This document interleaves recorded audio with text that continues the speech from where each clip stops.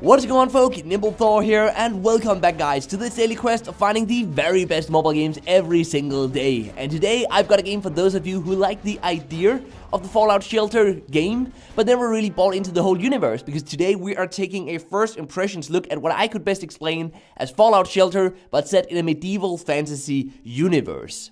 And the name of the game is Hustle Castle Fantasy Kingdom.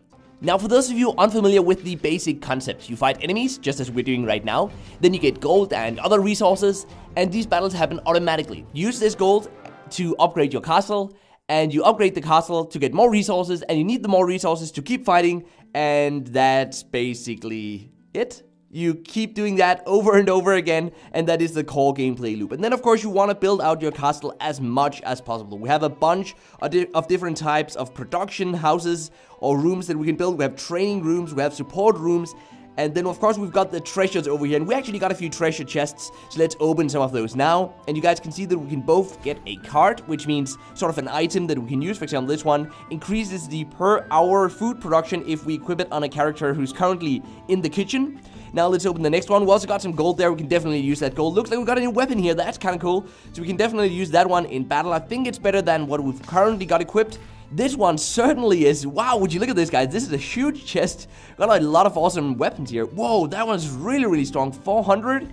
That is really, really great. And this one as well. So let's close this and let's go over here and have a look at this equipment system. So we can zoom in here. We can have a look at our characters. So for example, this one, he has a weapon that deals 266 damage. So certainly this new one that we just got is way, way better. So now, wait, cannot equip. Oh, we need to be level 11 first. So we can actually equip it on this one, which is level 11. We should be able to. Yep, equip.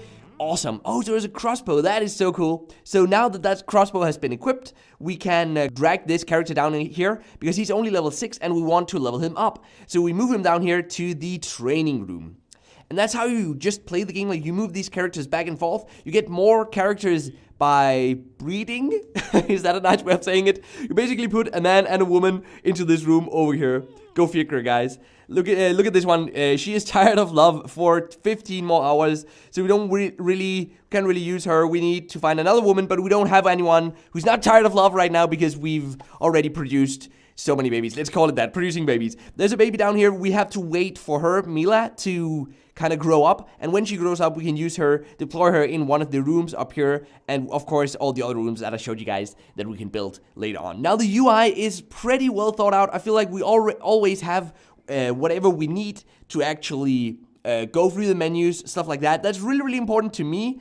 I typically find mobile games to have really, really bad UI, many at least do, but these guys really know what they're doing. That's pretty clear, the developers here. Looks like we've got a boss battle coming up, so now let's move into that one, and let's have a look at this. Are you sure you want to attack with an understaffed squad? No, of course we don't. So let's go back here to the castle, and let's see how far is this guy down here in leveling up. Let's just speed it up real quick. Use a bit of premium currency, but that's okay though, because we have quite a bit that we got for free. So now let's move on to the boss battle.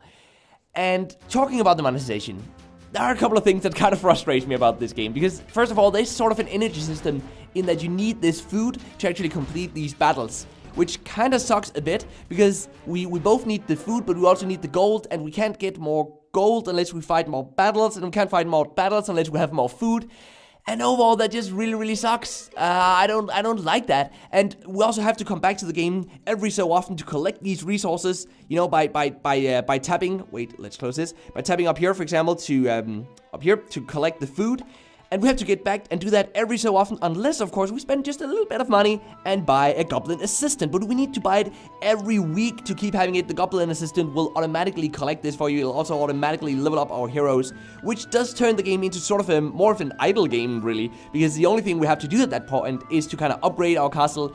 And kind of like you do in the idle games, right? You go in and upgrade your units and then fight the battles, but the battle fighting happens automatically as well. So as I said, kind of an idle game. Now let's look to see if we can upgrade this throne room here, because I've really... Oh, no, we can't. We need 40,000 gold. That's quite a bit of gold. So we should probably upgrade our Where is it? Our vault over here, because we can only have 15,000 gold now. So let's start upgrading that. That's gonna take an hour. You guys get the idea of the game. We have to wait quite a bit, but that's also what makes you want to come back, because the game will send you a notification, unless you disable that, of course, to telling us to come back to the game, because there's something that we can now do. I will say though that the art style overall is really, really awesome. I'm really liking it, but it's nearly too clean though. I don't know, it reminds me sort of a, I don't know, sort of a cartoon style animation and art style. Do you guys like that? Do you hate it? I'm not really sure. I mean, it looks fine. There's nothing to complain about. It's certainly high quality, but it's just nearly too clean for this fantasy universe. There's sort of a disconnect there.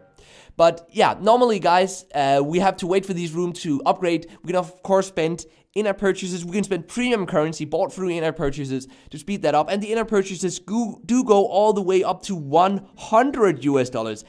So this game is rather heavily monetized, and that is my main concern with the game. I don't really like the way it's monetized. It's a bit too heavy, a bit too hefty for my liking. But what do you guys think about that? You can certainly enjoy the game without spending real life money on in-app purchases. And I mean, I'm still having fun with the game, but I just don't see myself diving all too much into the game because of the monetization. And I kind of know that at some point, I'll probably hit a certain point where the game will start becoming very, very difficult, kind of nearly forcing us to spend money, unless we, of course, wait even longer. But what do you guys think about that? What do you think about the game overall? And did you ever play the Fallout Shelter game? And if you did, how do you think this game compares? I'm really curious to hear about that, because I did not play the Fallout Shelter game myself. I've only seen it. So with that said, guys, thank you so much for sticking around till the end of this video. I hope you liked it. If you did, be sure to share it with a friend of yours. And until next time, guys, just keep gaming, stay awesome, and I will see you guys around.